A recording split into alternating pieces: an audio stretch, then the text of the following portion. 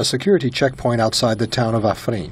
It has been manned by Kurds since Syrian government forces withdrew to counter offensives in major urban areas by rebels of the Free Syrian Army. But there are divides among the Kurds. The Kurds on this side of Afrin fly the flag of the Kurdish autonomous government in northern Iraq. They oppose Syrian President Bashar al-Assad and have suffered because of it.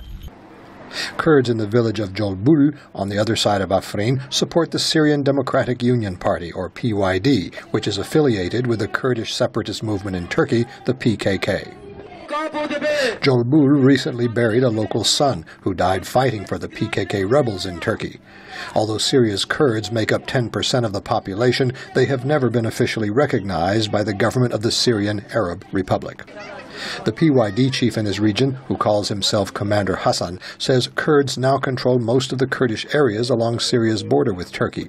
But he notes that many non-Kurds also live in the region. The demographics do not support independence here, and we are not looking for independence. All we want are our human rights and self-determination, not separation, just democratic autonomy.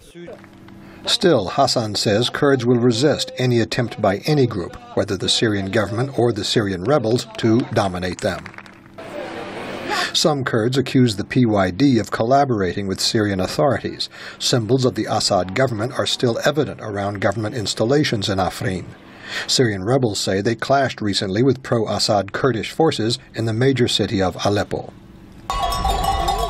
But Bahzad Ibrahim of the Kurdish National Council, which groups a number of organizations, says Syria's Kurds are united in forging a destiny.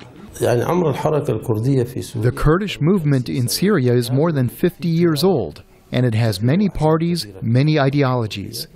Of course, as a result, there might be differences in points of view, but the goal is one and the same, to implement the goal of the Kurdish people to gain their rights.